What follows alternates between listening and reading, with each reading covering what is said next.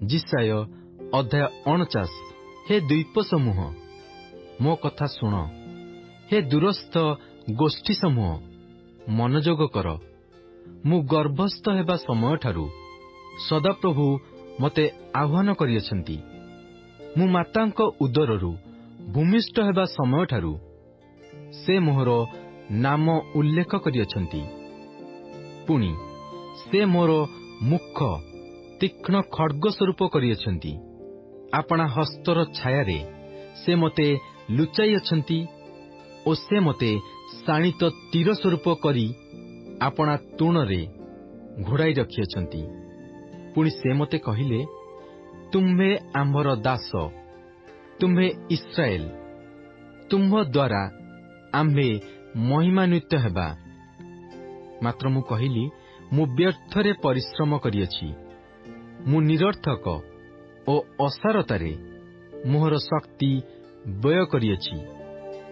तथापि निश्चय मोहर विचार सदाप्रभुଙ୍କ निकटरे ओ मोहर कर्मर फल मोहर परमेश्वरଙ୍କ ठारे अछि। पुणी मते ताहांकर सेवक हेबा पाई ओ जाकुबकु ताहांको निकटकु आनिबा पाई ओ इस्राएल ताहांको निकटरे संगृहीत हेबा पाई जे मते गर्भरू निर्माण कले, सेही सदाप्रभु एबे कहंती। कारण मु सदाप्रभुଙ୍କ दृष्टि आदरणीय अटे ओ मोहर परमेश्वर मोहर बल स्वरूप होइछंती।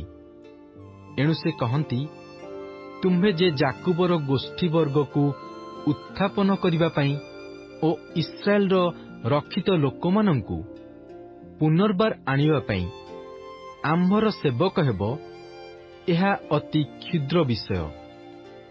तुम्भे पृथ्वीर सीमा पर्यंत जेपरि आम्भर कृत परित्राण स्वरूप हेबो, एथिपाई आम्भे तुम्भकु अन्य देशीय मानंकर दीप्ति स्वरूप मध्य करिबा, जाहाकु मनुष्य अवज्ञा करे, जाहाकु देशीय लोकमाने घृणा करंती, जे शासनकर्ता मानंकर दास, ताहाकु इस्राएल रो मुक्तिदाता ओ ताहार धर्म स्वरूप सदाप्रभु एही कथा कहंती।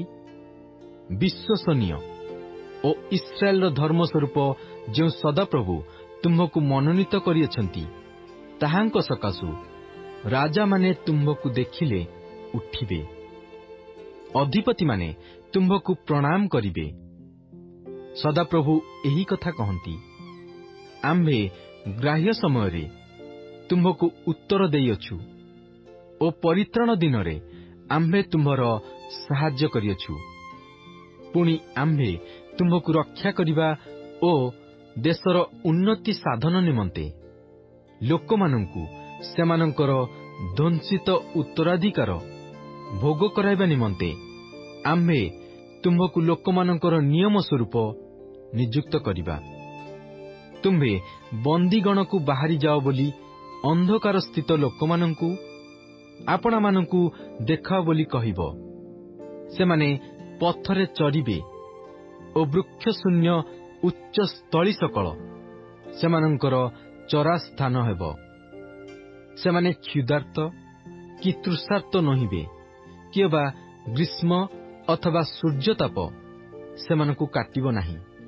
कारण जे सेमानंकु दया करंती से सेमानंकु चलाइबे, जल निर्झर निकट देई से सेमानंकु कढ़ाई नेबे।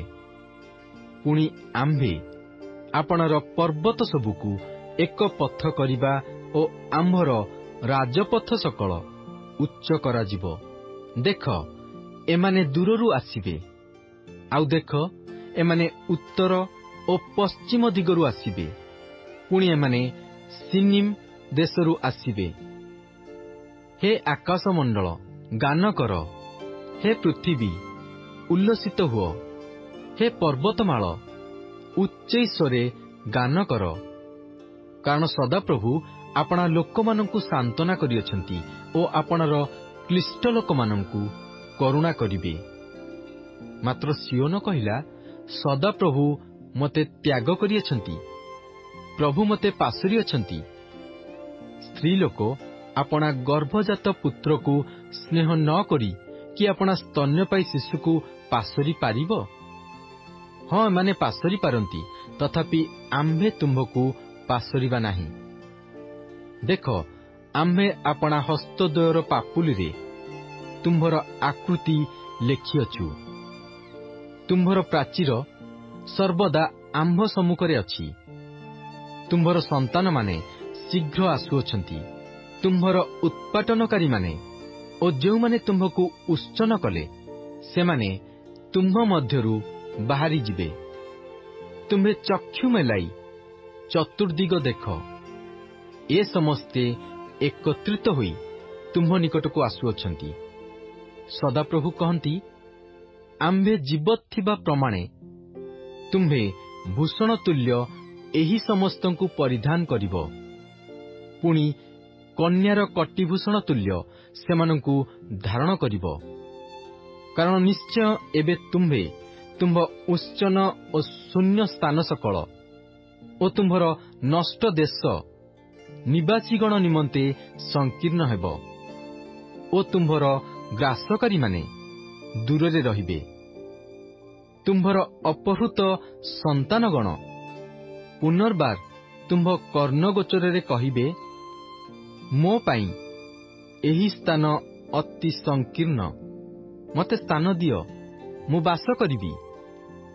सेतबेले तुम्हे मने मने कहिब, मोहर संतानगण अपहृत होइअछन्ति, मु एकाकिनी निर्वासिता होई एणे तेणे भ्रमण करुअछि। मोहर एही समस्तଙ୍କୁ किए जन्म देइअछि ओ एमानଙ୍କୁ किए प्रतिपालन करिअछि?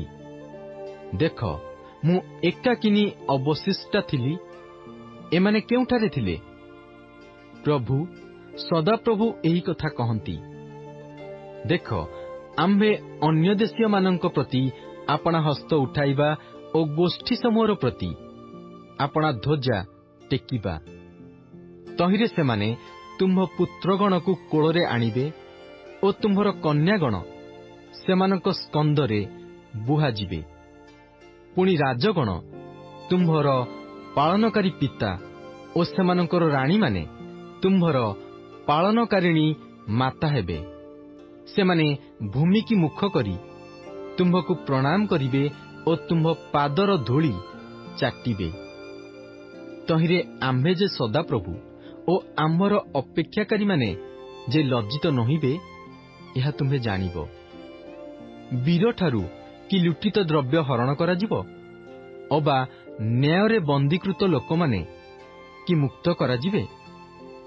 मात्र सदाप्रभु एही कथा कहन्ति, वीरर बंदीकृत लोक माने ही अपहृत हेबे ओ भयंकर लोकर लुटित द्रव्य मुकुला जीव। कारण तुम्भ विरोधकारीर संगे आम्भे विरोध करिबा ओ तुम्भ संतानगणକୁ आम्भे रक्षा करिबा। पुणी आम्भे तुम्भर उपद्रवकारी मानଙ୍କୁ सेमानଙ୍କର निज मांस भोजन कराइबा ओ मिष्ट द्राक्षारसरे मत हेबा तुल्य सेमाने निज रक्तरे मत हेबे। तहिरे आम्भे जे सदाप्रभु तुम्भर त्राणकर्ता ओ तुम्भर मुक्तिदाता जाकुबर बलदाता एहा सर्वप्राणी जानिबे।